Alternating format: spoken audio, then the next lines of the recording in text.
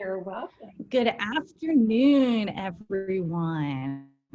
Welcome to the third Tech Tool Tuesday. Today, we're going to be talking about Flipgrid.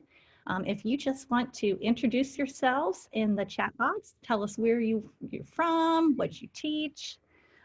We would love to have you start off that way, and then we will get started right at noon. Hi, I'm Leslie Ward and I teach at Bixby Public Schools.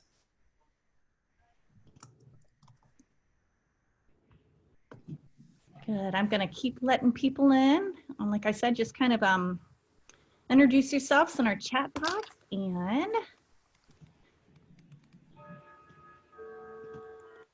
There it is.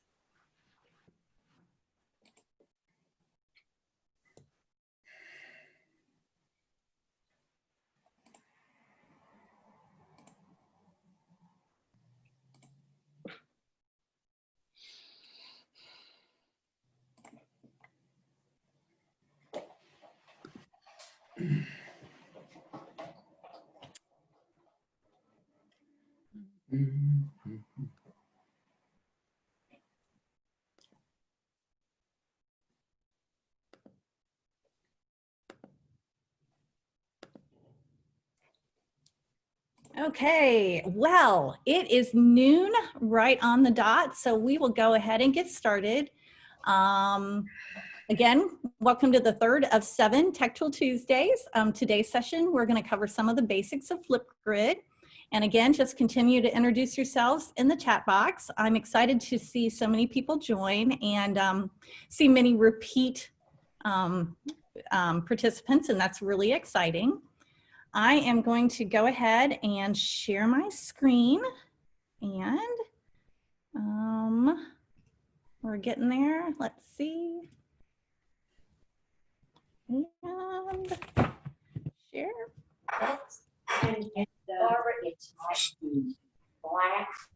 Okay, well, like I said, welcome to the third. I got it now. My name is Karen Leonard.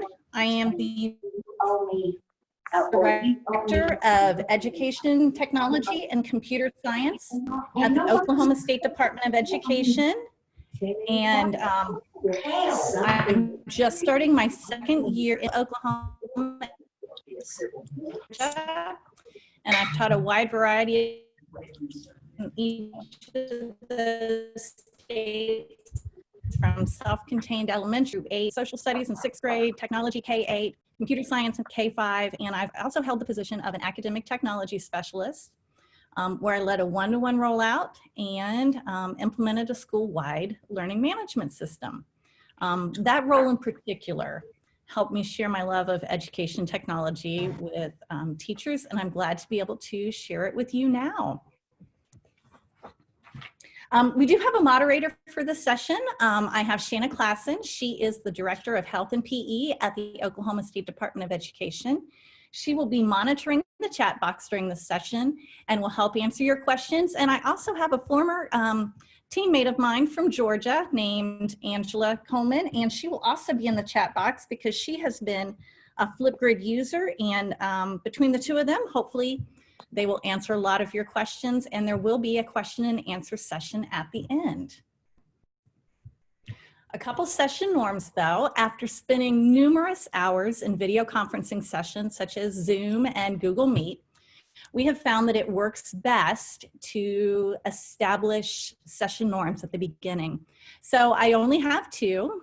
Those are to please remain muted during the session to avoid distractions for other participants. But at the same time, I would like you to be able to be present and participate. So go ahead, place any questions or comments that you have in the Zoom chat box. And like I said, any questions that are not answered during the session, we'll make sure that there's a question and answer session at the end.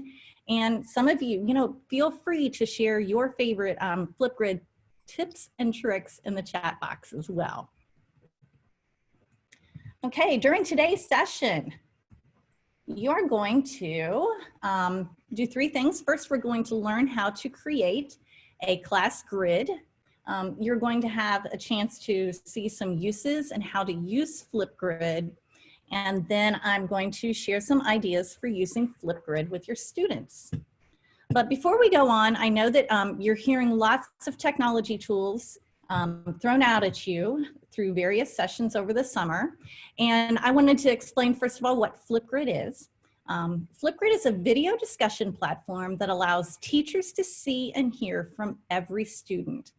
It helps foster a fun and social learning environment while allowing students to practice communicating with others. And why is it so important for students to practice communication skills? Well, communication is one of the 21st century skills that will help students be prepared in a global workforce and just for citizenship in general. The 4 C's of the 21st century skills are critical thinking, creativity, collaboration, and communication. And why is communication so particularly important? In a publication entitled, "Are They Really Ready to Work?" which was created by the Partnership for 21st Century Skills, it was stated that employers note that although oral and written communication are among the top 4 skills they seek in new hires, most graduates are lacking in this area.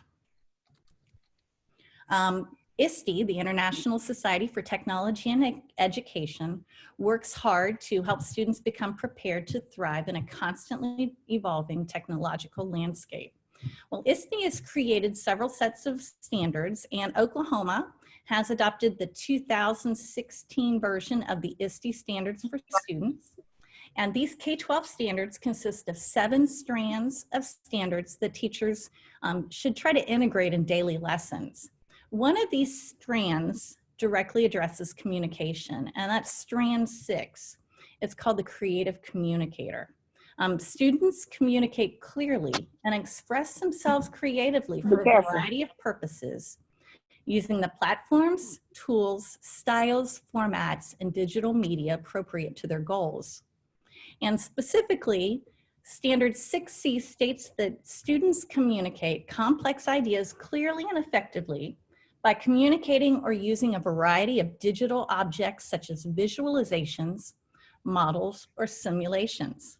So now that we've looked into the importance of communication, let's see how Flipgrid can help students and teachers communicate easily and effectively.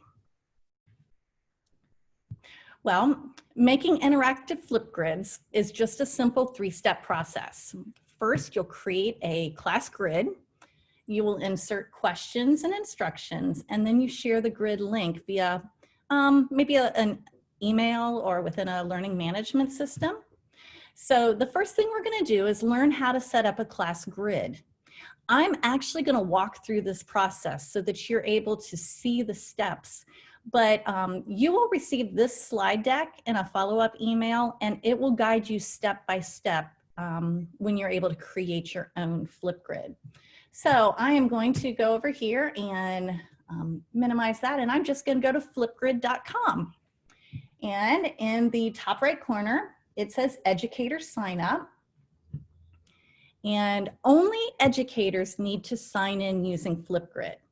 They then share a code with students, so students do not need to sign into any account to use this tool. Teachers would need to have either a Gmail or a Microsoft email account. So I'm going to sign in with my Gmail account and create an account. It is preparing my Flipgrid experience. It will probably ask you some basic information, and you know what? I'm actually going to sign out and start completely over with a different Gmail account that I have, so that you can see the entire process from start to finish. And it's preparing. And okay, actually, I guess I'd already used this one too. I was trying to go through the steps. It will ask you if you are ready, and it will ask for some sharing permissions based upon the account you're using is make a grid. You're going to grid. You first need to name your grid. So I'm going to do Tech Tuesday. When naming a grid, you can do it by content area, by grade level, or even by a specific class period that your class meets. And when creating your grid, it's important to know that there's a maximum of 250 student IDs per grid. So this may help you determine the number of grids you may need to create. After you've named your grid, you need to select a grid type. There's either having students use their school email to join, a student ID, or learning community, and we're going to talk quickly. But I want you to notice at the bottom that as soon as I start to make a grid, it creates my own flip code, which could be customizable. So if I wanted to say Leonard Tech Tuesday, I've been able to create that and make it easier for me and my students to remember that. So I'm going to show you the different ways that you can have students join. The first would be by student email. So again, I've named my grid, I've selected student email, and I'm going to click next. Okay. After you've done that, you need to add your school email domains, such as basically anything after the @ sign. So in my case, maybe I'm going to do @sde.ok.gov, or maybe it's going to be @gmail.com, or whatever ending your student email domain ends in. And then I'm going to click OK. Let's see, I'm going to try this again, @sd.ok. And there we go. Okay, now I've created my grid. I have a join code for my students. I can copy this and I can share it with students in an email. I could share it with students during through a learning management system. Or if you're even looking below, I'm able to share this specific grid through an embed code, maybe on a class website. With students through Microsoft Teams or Google Classroom. I can even share this grid through Remind. So now I'm going to go to my grid. And maybe your students do not have a Gmail or Microsoft email. So maybe you would have to go through the student ID option. So I'm going to start from scratch again, make a new grid here. This time I'm going to say Littles. And I'm going to select student ID and next. This is a great way to use Flipgrid with your younger students, those that do not have email addresses. Once you've selected student ID and click next, you can then either manually enter student information or you can upload information from a CSV file. You're able to determine what information you want students to use for this purpose. Maybe you want them to join with their first and last name like I just typed in, or maybe with student initials, or maybe for more security, maybe their lunch PIN number, or any combination you want. And I'm going to say add and next. Now I can launch my grid. And I'm going to go to my grid.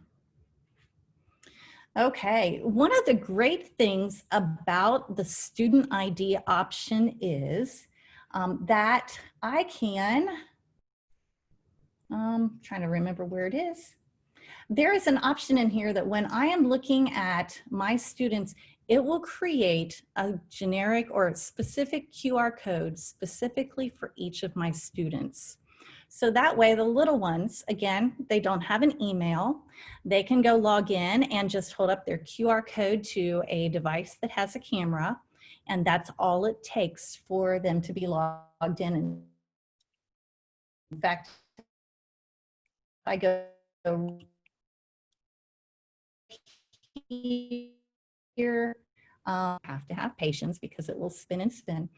But right down here, I can create or print the QR code for each of my students for that one specific class. If you were to do that, I would probably recommend printing 2 or 3 copies for each student and maybe laminating them, putting it on cardstock and laminating. And then students can take one copy of that QR code home and use it from home, and maybe have another copy of that that's in the classroom for them to use. Karen, can you back up and show that again really quick, where you went to the QR code? I literally blinked and missed it. Absolutely. Let's see. So I am in my grids, and I open up one of the grids with student ID, or actually I think I can just go right here. Anytime you see a pencil, that means that you're able to edit something or view within. And right here, I have update my student list. I can upload with a template, upload with a CSV file, enter individual first and last names or any other identifier. And right here, you'll notice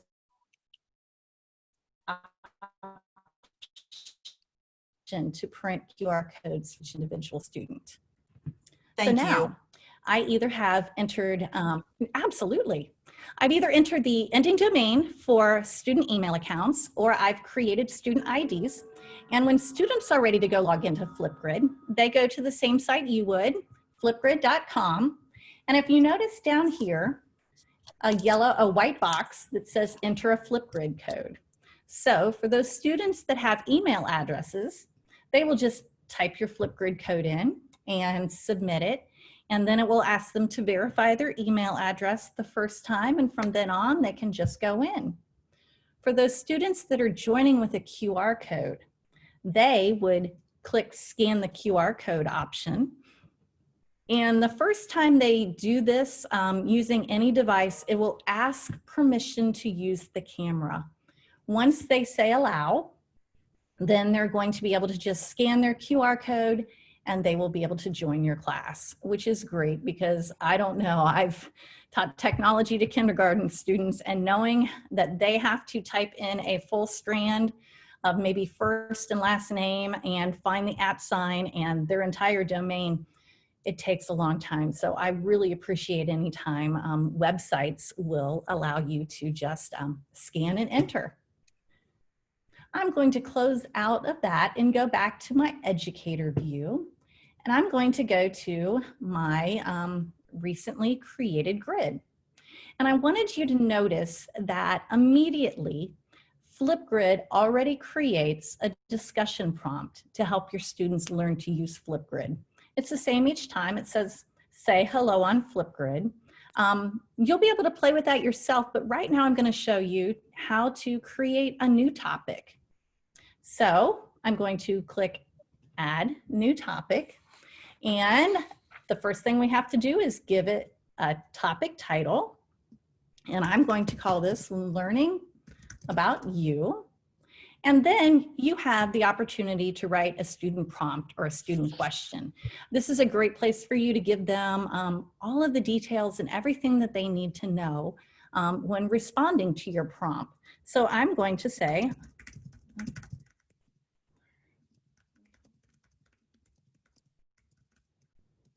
please respond to the following. I'm having some internet issues, of course. Following prompts. Number 1, share your name. Number 2, tell where you teach. Oops. And number 3, tell what you teach. And you'll find out at the end of the session, I'm actually going to provide you joining information so that you can test this specific Flipgrid topic as a student. And so you will be able to respond to this. Now that I've chosen a topic, learning about you, and given it a title, I've included a prompt. I have some additional options or choice selections below. I can select how long I would like students to be able to record. It could be as short and brief as 15 seconds or as long as 10 minutes, depending upon the purpose of my use.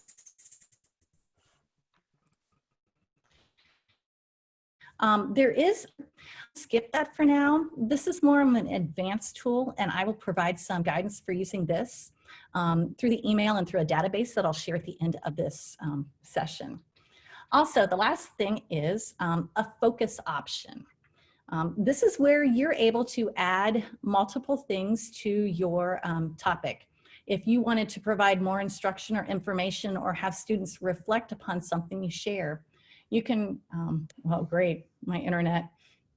You can record your own video. You can upload a video from your computer or add a video from YouTube or Vimeo. You can upload an image or add a Giphy or add an emoji. And I'd also like you to notice that there are multiple integration options that you can see. You can integrate it with Microsoft and some of their tools, with Google, Kahoot, Wakelet. And I really love anytime that tools provide the option for you to integrate. It just makes it a whole lot smoother for you. If you also notice, I have two options at the very bottom. I click create a topic,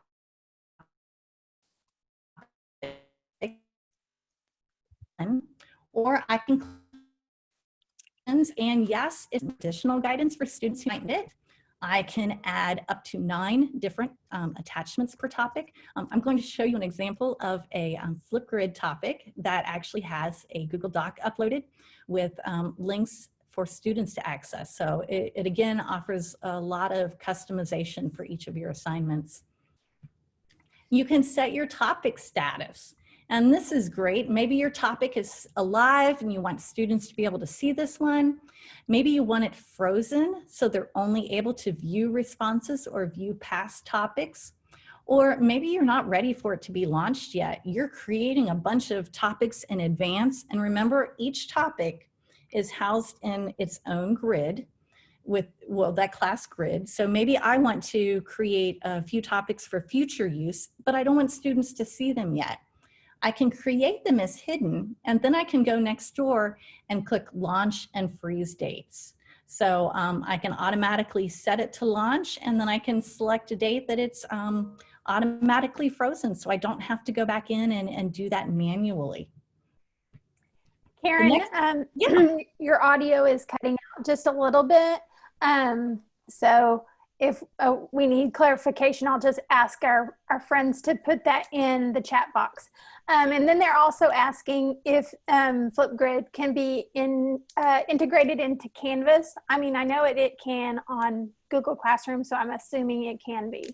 Yes, Canvas. First of all, I'd like to apologize for my internet instability. I normally do not have any issues, and I'm the only one in the house today.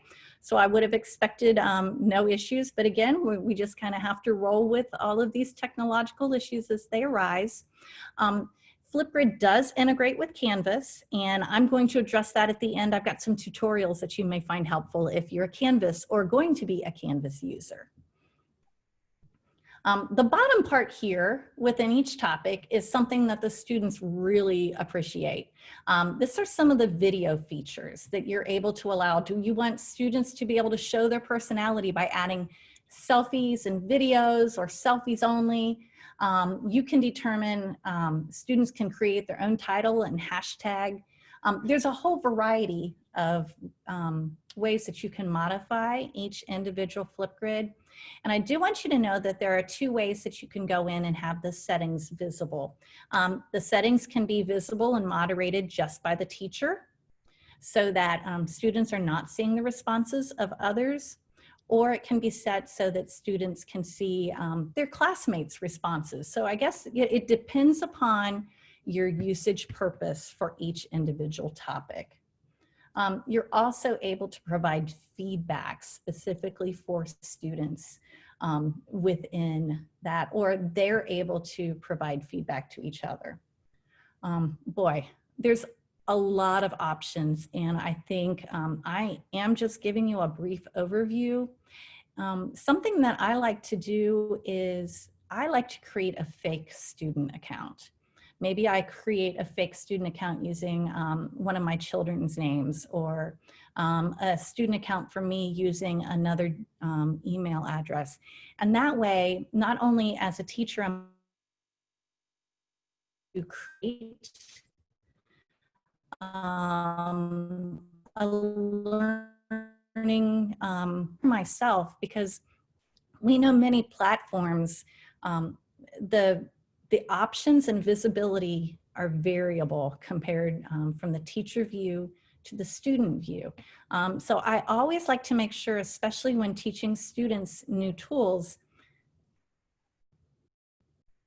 that I understand both the teacher view and the student view in order to give them and provide guidance.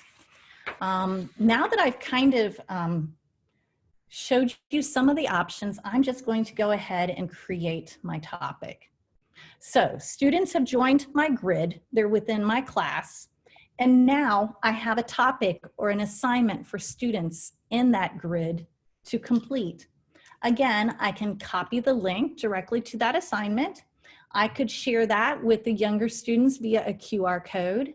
I can embed it, I can share it with Teams, I can share it to Google Classroom, or I can share it online. Add an image, higher assignment or topic as they call it, my Flipgrid code.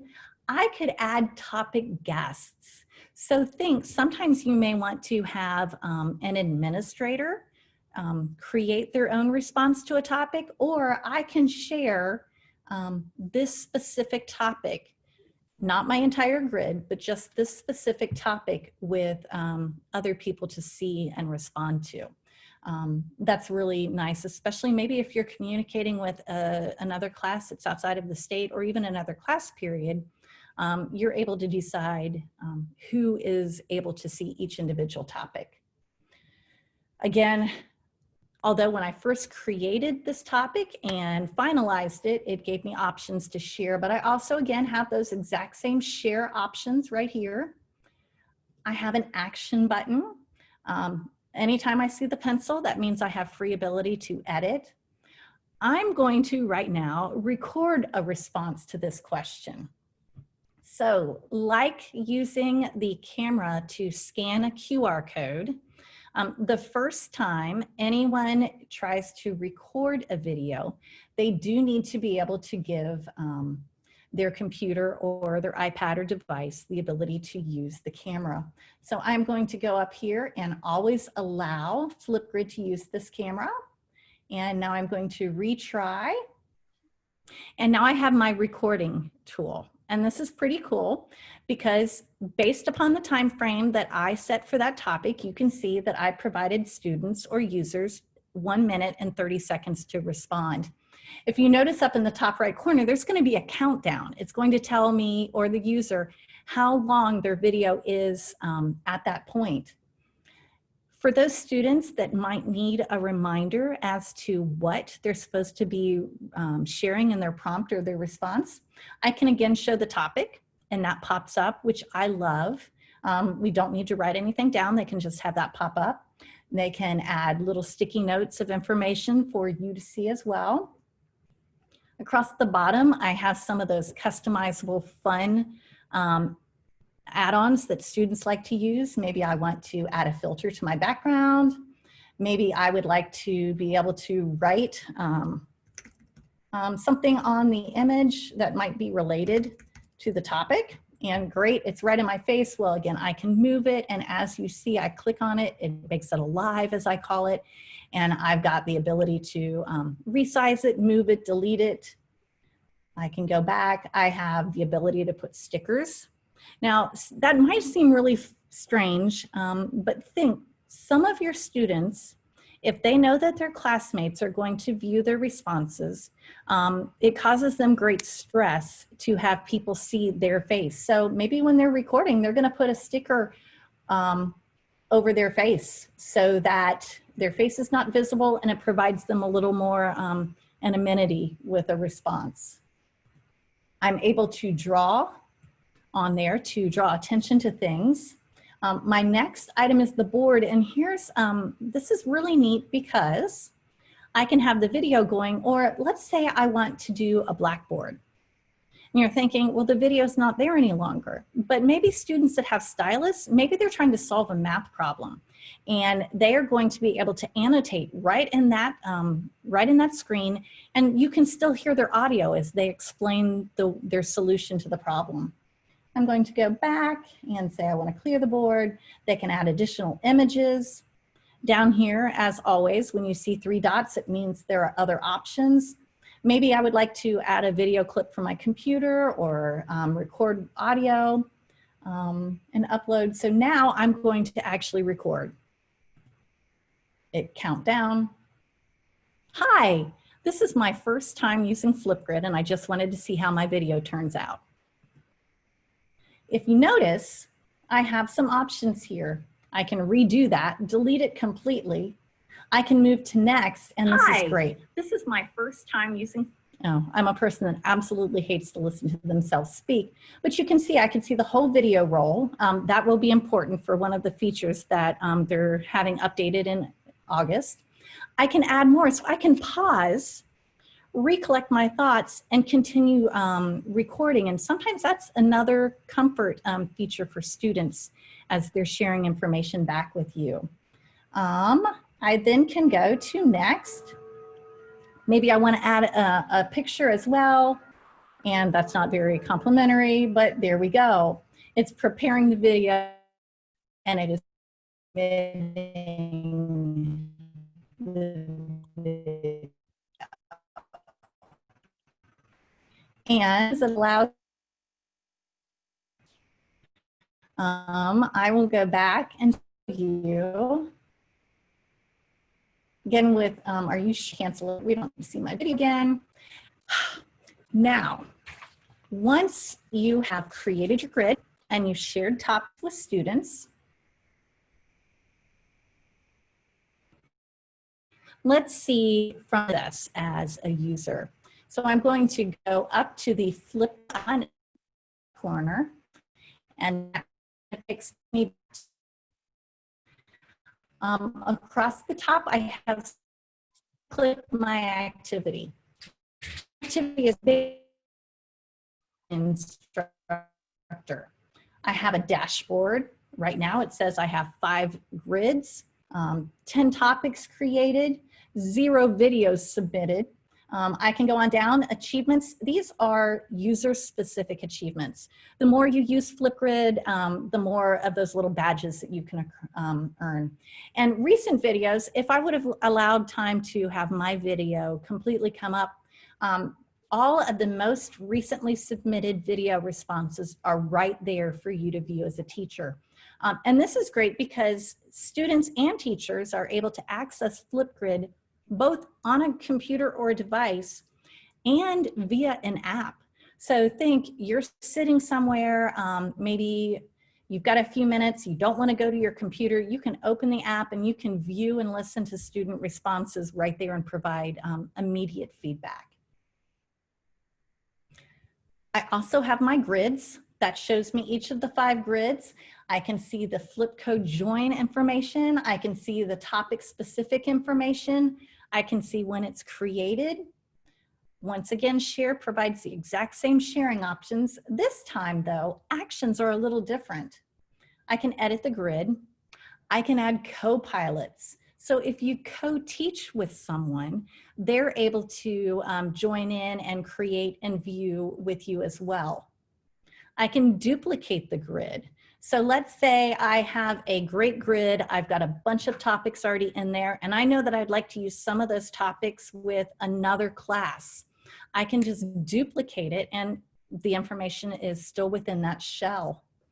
I can receive grid notifications. I know that I receive a daily email with updates to my Flipgrids. You're able to customize it through there. Teams integration. I love the export data option. What that will do is it will provide you with either an Excel or a CSV file that has all the information from each submission.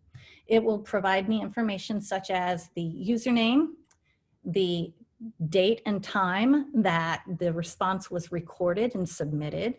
It will tell me the length of time that the recording is, and it will also provide me a direct link to that specific student response.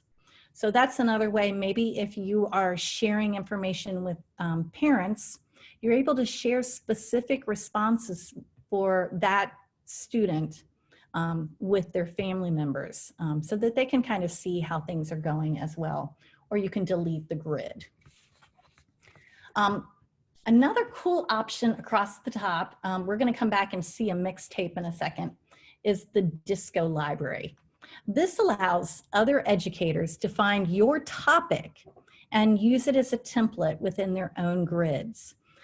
What's great about this is once you share that, they're able to use your topic, but none of your student responses will be shared with those other educators.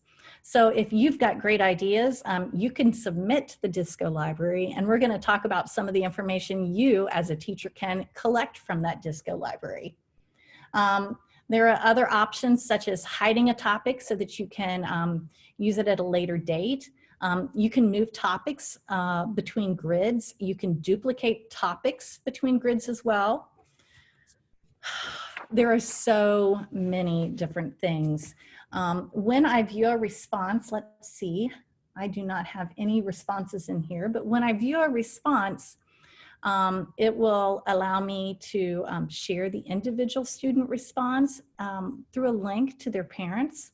I can provide specific feedback either through video feedback or text feedback on specific topics for each student. And I can even assess with a rubric.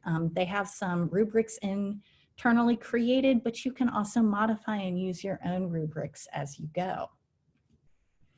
So that was a lot about creating and some of the insides of Flipgrid. And like I said, I have pictures and detailed information for you. So before I go on and share some usage ideas, which gets me really excited, I just wanted to pause and see, Shayna, if there are any other questions on creation and usage internally. Yes, we have a few questions. Can you embed Flipgrid into the Bitmoji classroom?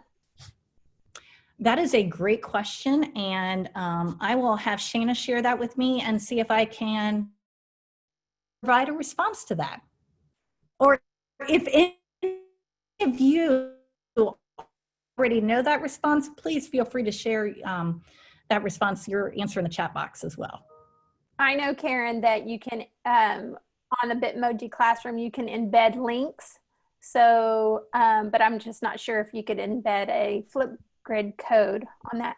Another question was, can two teachers be administrators on one Flipgrid account? Well, I know that you would be able to, probably not within a Flipgrid account, but if one person creates a grid, then you can make another teacher your co-pilot. So once somebody starts the shell, then you would be able to work collaboratively beyond that. Okay.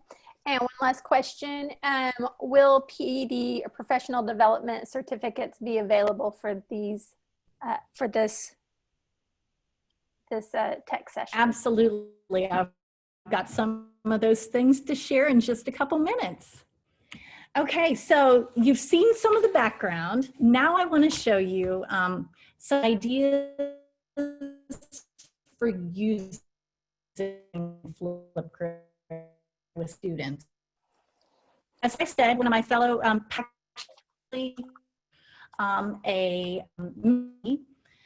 this is used with high school Spanish level 1 and 2. As you can see, it has information for students.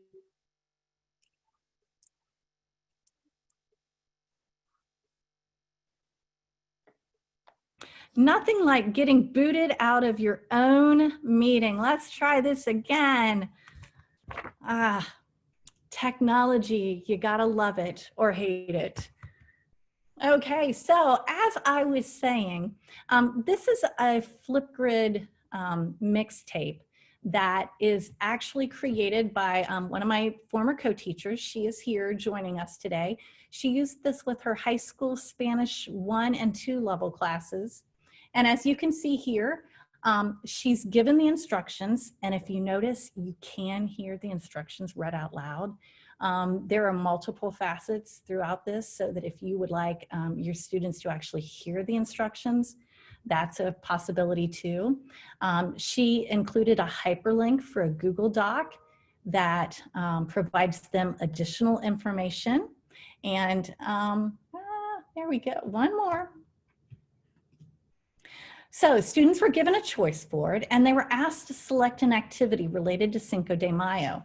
Over here is a picture of her choice board, and all they had to do was click on one of those selections and it would provide them individual instructions for that topic only. That way, students again had choice. They had the freedom to do this from home, and I wanted to share a couple of the different response types. I really love about this is that again, technology is not my friend today. Okay, so here is one student. Hola, happy Cinco de Mayo. Today I will be doing a portion of the El Arbre Tapatio dance, also known as the Mexican hat dance. And usually this dance is done with a partner and maybe even a hat and costumes. However, I have none of those, so I'll do my best.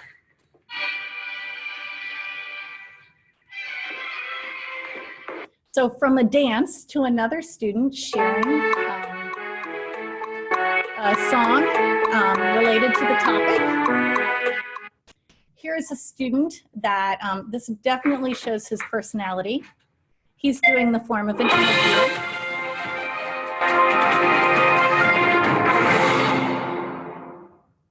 Hello, or should I say, hola. He interviewed different family members about Cinco de Mayo. And here was yet another student that involved family members. I made the horchata, which is made out of rice, sugar, vanilla, cinnamon, and what I loved about those were, again, it involved the whole community, of the family community in some cases. The family was involved in learning about some of the same topics as the students, and it definitely allowed them each to show their personality. Here's another idea. Maybe you have taught your math students about 3D and 2D shapes. So for the student prompt, I could ask students to select a shape that they've learned about and record a short video telling the name of the shape, the number of sides, the number of vertices, maybe find an example of the shape to show. These were some ideas that came from Pinterest, and I know that the images are not very clear, but I want you to know that each of these images here are hyperlinks and will actually take you to the instructions. But I think maybe at the start of the year, you create a Meet the Teacher video and you share information about you with your students and you have them respond to your introduction, or you have your students and family possibly create an introduction of them to you as a teacher. Again, once again, we're involving some of the family members so they're able to see some of the tools that are being used. For reading instruction, we can also do, here were some reading ideas for Flipgrid. Maybe, again, the image is very blurry. I wanted you to see that, but it is linked to the Pinterest post where students can have dramatic readings, recommend books, do a summary reading.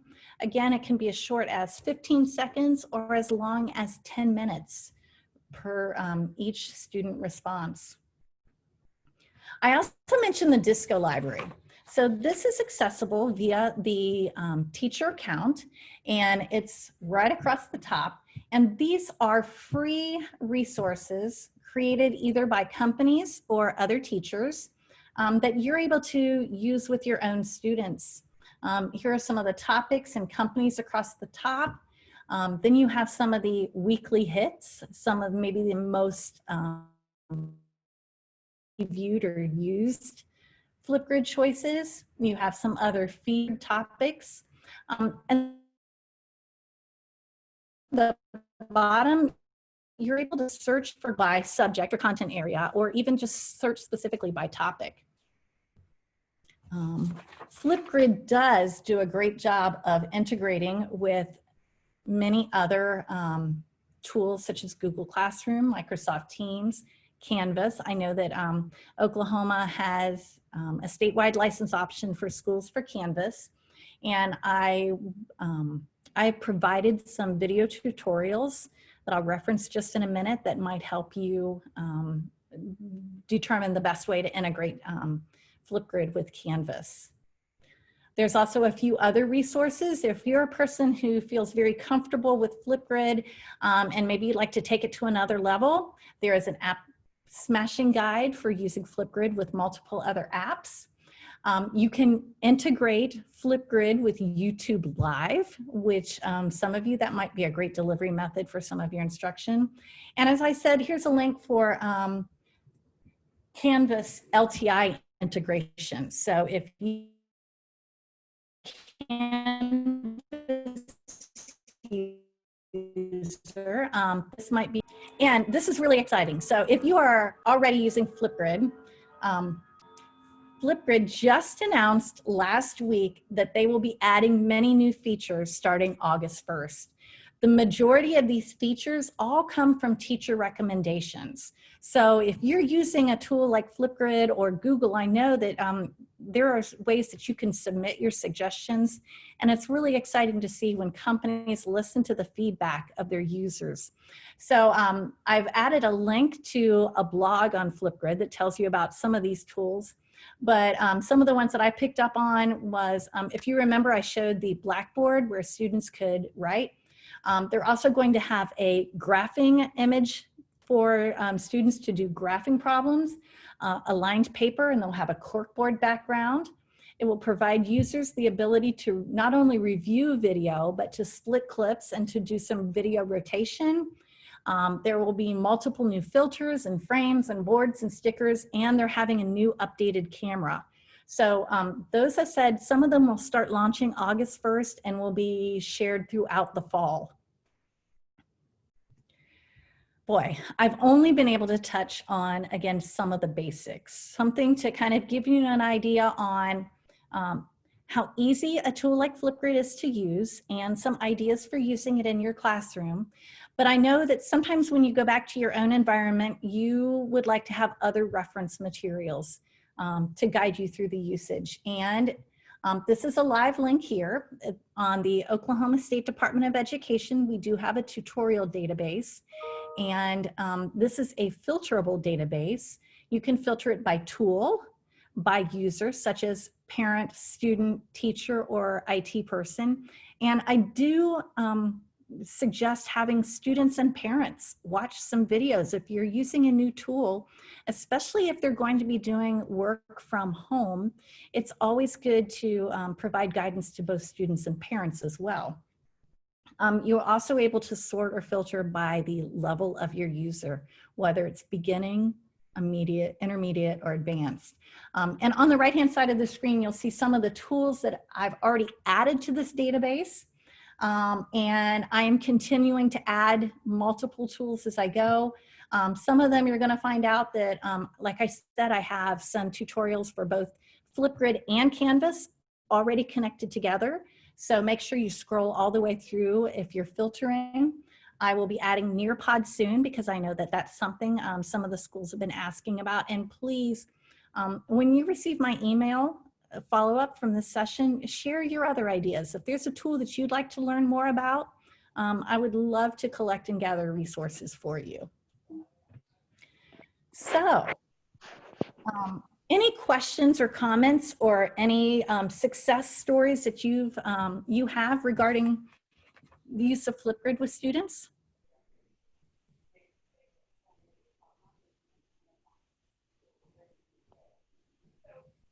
Shana, anything else come in? No, I think Angela and I have answered most of the questions, unless you feel like you didn't get a in-depth answer. This would be a time to ask Karen.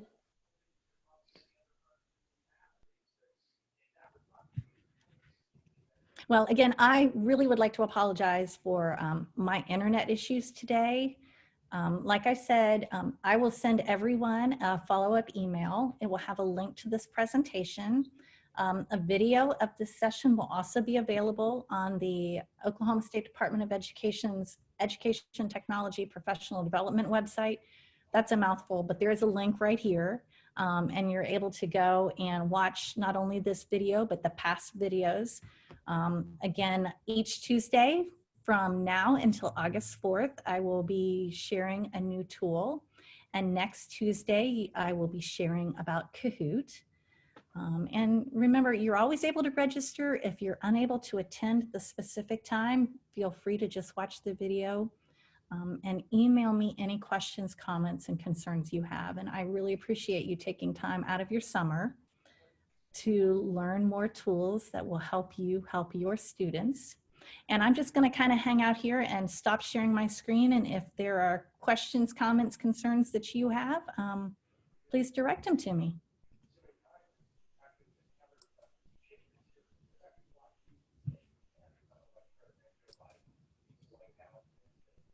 Okay, well, I am saving the chat because if you're like me, I think I learn as much from the presenter as I do from those people that are sharing ideas in the chat box. And I just want to thank you again for all you do to help your students.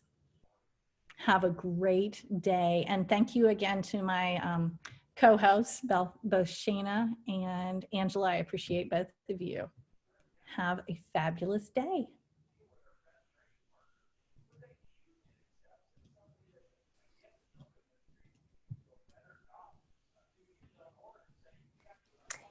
Karen, did you address the professional development certificate? I am able to share professional development certificates for those that attend the live session. And all you need to do is reply to my email and let me know that you need one, and I would be glad to send that out.